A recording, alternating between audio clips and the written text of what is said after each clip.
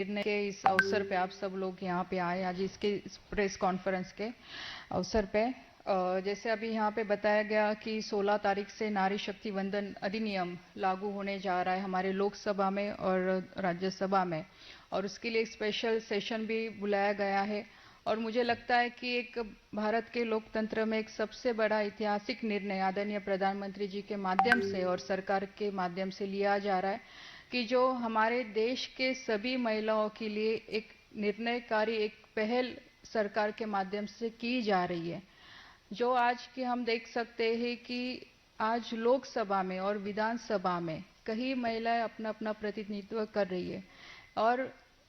आगे चल के इस रिजर्वेशन के माध्यम से 33% रिजर्वेशन हमारे देश के सभी महिलाओं को लोकसभा और विधानसभा के लिए मिलने वाला है। और मुझे लगता है कि सिर्फ ये सीट बढ़ने की बात नहीं है, तो निर्णय प्रक्रिया में भी महिलाओं का काफी बड़ा योगदान रहेगा।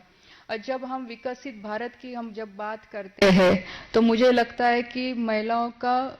पॉलिसी बनाने में एक काफी महत्वपूर्ण भूमिका रहेगी, क्योंकि आप सभी लोगों ने भी देखा होगा कि जब इलेक्शन आता है, कोई भी इलेक्शन जब आता है, तो 50%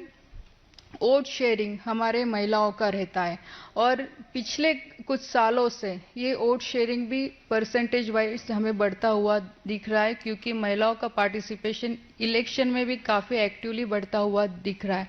और मुझे लगता है कि एक कभी सही समय है कि महिलाओं का उनका अधिकार लोकसभा और विधानसभा में इस रिजर्वेशन के माध्यम से मिलना चाहिए, जो कि मिलने जा रहा है हमारी सरकार के माध्यम से। जब हमारे लोकल इलेक्शन जो होते हैं, जो लोकल जितने भी हमारी बॉडीज है, वहाँ पे नियर अबाउट 50% रिजर्वेशन है। ग्राम पंचायत से लेके नगर निगम तक, नगर परिषद तक हम देख सकते हैं कि आज 50% महिलाएं वहां पे काम कर रही है और काफी अच्छी तरह से काम कर रही है। और कहीं उसमें से ऐसी महिला है कि जो आगे बढ़ के लोकसभा और विधानसभा में भी अपना नेतृत्व सक्षम तरीके से वो निभा सकती है। और मुझे लगता है कि एक इस दिशा में जो कदम आदरणीय प्रधानमंत्री जी ने खास करके महिलाओं के लिए जो इस नारी शक्ति वंदन अधिनियम के माध्यम से लिया जा रहा है, तो आने वाले भविष्य के लिए और आने वाले हमारे इस देश के लिए काफी महत्वपूर्ण भूमिका निभाने वाला है। और खास करके मैं कहना चाहूंगी कि आज ये निर्णय हो रहा है, लेकिन इसकी शुरुआत आदरणीय प्रधानमंत्री जी ने 2014 से ही कर ली थी। और आपने देखा होगा कि 2014 में देश के पहले प्रधानमंत्री आदरणीय नरेंद्र भाई मोदी जी है कि जिन्होंने महिलाओं के बारे में लाल किले के माध्यम से बात रखी। वहाँ पे उनके लिए,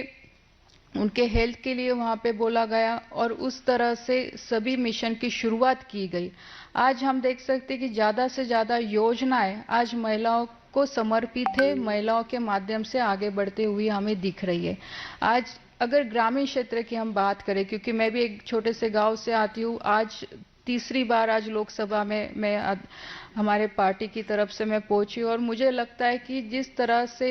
भारतीय जनता पार्टी मतलब पार्टी ने जो सपोर्ट किया है और उसकी वजह से मैं आज यहाँ तक पहुंची हूँ, तो मेरी जैसे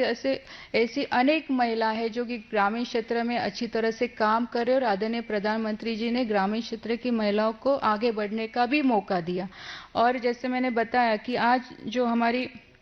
घरकुल की आज योजना जो चलती है, जो प्रधानमंत्री आवास योजना है, आज नियर अबाउट 72% आज महिलाओं के नाम पे हमारे घरकुल योजना हमारी चल रही है। आज मुद्रा योजना की हम बात करें तो वहाँ पे भी ज्यादा से ज्यादा महिलाओं का हम महिलाओं को कैसे आगे बढ़ा सकते, इसलिए हम बात कर रहे हैं। लखपति दीदी आपने देखा होगा कि आज पूरे देश में हर एक गांव आपको मिलेगा कि जहाँ पे हमारी आज लखपति दीदी बन चुकी है सेल्फ हेल्प ग्रुप के माध्यम से, जो सबसे बड़ा योगदान दिया है जो आदरणीय प्रधानमंत्री जी ने 2014 के बाद दिया है। क्योंकि पहले एक जमाना था कि सेल्फ हेल्प ग्रुप सिर्फ नाम के लिए या कहीं कम जगह पे दिखाई देता था, लेकिन आज की अगर स्थिति हम पूरे देश की अगर देखें तो सेल्फ हेल्प ग्रुप आज हर गांव में, हर डिस्ट्रिक्ट में आज हमें दिखाई देता है। और उनके माध्यम से इस देश की इकोनॉमी की ग्रोथ करने के लिए सेल्फ हेल्प ग्रुप का काफी बड़ा योगदान रहा है। मेरा बोलने का यही इसमें मकसद है कि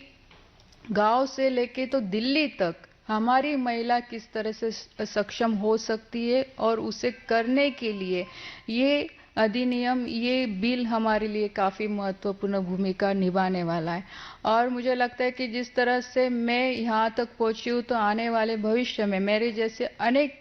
युवा, अनेक महिलाएं लोकसभा तक पहुँचेगी, वो अपने विचार यहाँ पे रखेगी और इस देश को सक्षम तरीके से चलाने के लिए, इस देश का नेतृत्व करने के लिए हमारी महिलाओं की भी उतने ही बराबर की भागीदारी आने वाले दिनों में हमें दिखाई देगी।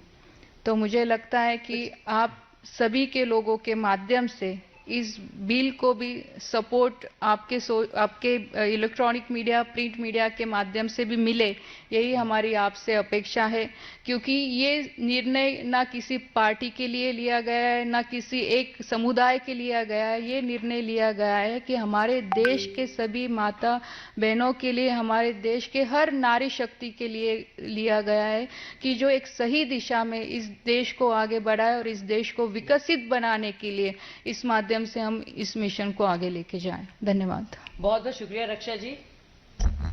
अब ये पूछा जा रहा है कि 30 महीने की खामोशी क्यों है, इसके बाद हलचल क्यों है। सवाल यह है कि 30 साल से खामोशी